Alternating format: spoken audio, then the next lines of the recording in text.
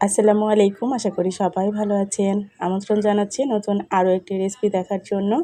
আজকে আমি grill chicken তৈরি করে দেখাবো। ঘরে থাকা অল্প কিছু মশলা দিয়ে খুব সহজে এই গ্রিল চিকেনটা করে নিতে পারবেন। বাইরে থেকে চওড়া দাম দিয়ে এই গ্রিল চিকেন না কিনে ঘরে কিন্তু অল্প সময়ে আর অল্প খরচে তৈরি করে নিতে পারবেন।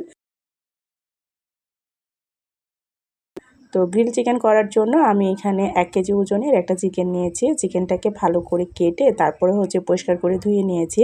বুকের যে অংশটা এটা কিন্তু কাট করে নিতে হবে, এতে করে লবণ মশলা ঢুকবে আর খেতেও ভালো লাগবে।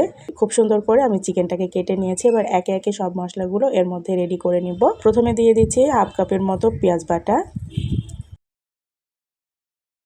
এরপরে দিয়ে দিব টক দই, এটাও আমি হাফ কাপের মতোই নিয়েছি। এরপরে দিয়ে দিচ্ছি আদা রসুন বাটা। আদা রসুন বাটা আমি 2 চামচ দিয়েছি। এরপরে দিয়ে দিব হলুদের গুঁড়া। এরপরে দিয়ে দিব শুকনা মরিচের গুঁড়া। শুকনা মরিচের গুঁড়াটা আপনার পছন্দ মতো দিবেন। আপনি ঝাল কতটুকু কম বেশি খেতে চান সেই পরিমাণে দিয়ে নেবেন। আর দিয়ে দিচ্ছি স্বাদ মতো লবণ। এরপরে দিয়ে দিব গরম মশলা গুঁড়া। এরপরে দিয়ে দিচ্ছি কাবাব মশলা। এরপরে দিয়ে দিব কাবাব মশলা। কাবাব মশলাটা আপনার হাতের কাছে থাকলে দিবেন, না থাকলে এটা স্কিপ করতে পারেন, তবে দিলে স্বাদটা ভালো আসে।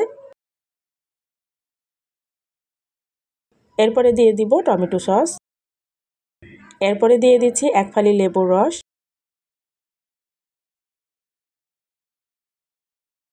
এবার দিয়ে দিব আমি ফুড কালার। ফুড কালারটা দিলে কালারটা ভালো আসে, সেজন্য আমি এখানে দিয়ে নিলাম।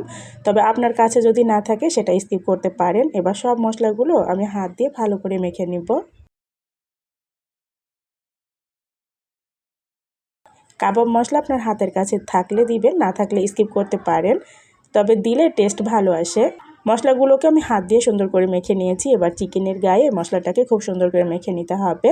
কোনো অংশে যেন বাদ না পড়ে, খুব সুন্দর করে চিকেনের গায়ে মশলাটাকে সুন্দর করে মেখে নিতে হবে।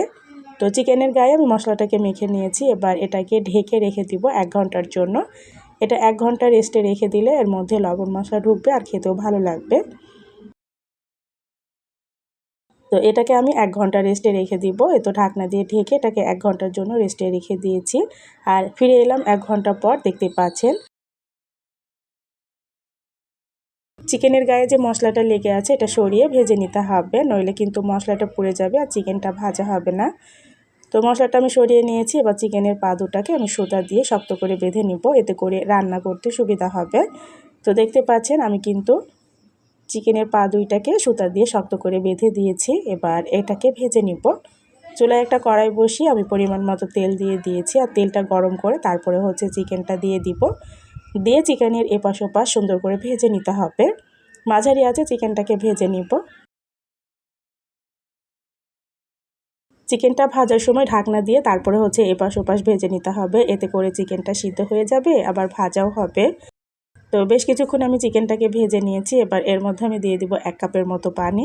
পানিটা দিয়ে অল্প আঁচে চিকেনটাকে রান্না করে নিব, এতে করে চিকেনটা সিদ্ধ হয়ে যাবে।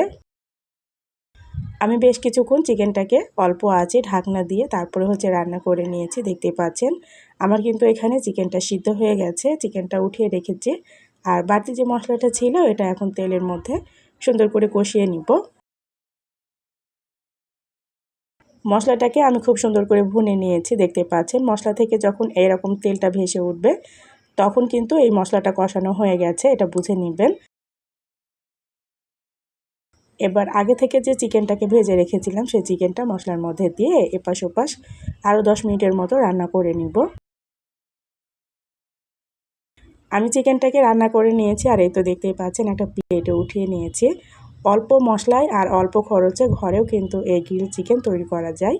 বাইরে থেকে চওড়া দাম দিয়ে না কিনে ঘরে কিন্তু অল্প কিছু মশলা দিয়ে চিকেনটা করে নিতে পারবেন। আর খেতে মাশাআল্লাহ অসম্ভব মজা হয়। আর এই তো দেখতে পাচ্ছেন আমার কিন্তু গ্রিল চিকেনটা হয়ে গেছে, আমি প্লেটে উঠিয়ে নিয়েছি। বাইরে থেকে চওড়া দাম দিয়ে গ্রিল চিকেন না কিনে ঘরে কিন্তু অল্প খরচে আর অল্প তেল মশলায় এই গ্রিল চিকেনটা তৈরি করে নিতে পারবেন। এই ছিল আমার আজকে সহজ গ্রিল চিকেনের রেসিপি। আশা করছি আপনাদের কাছে ভালো লেগেছে। আর যদি ভালো লেগে থাকে প্লিজ একটা লাইক দিয়ে চ্যানেলটা সাবস্ক্রাইব করে আমার সাথেই থেকে যেতে পারেন। আজ এ পর্যন্তই। সবাইকে আল্লাহ হাফেজ।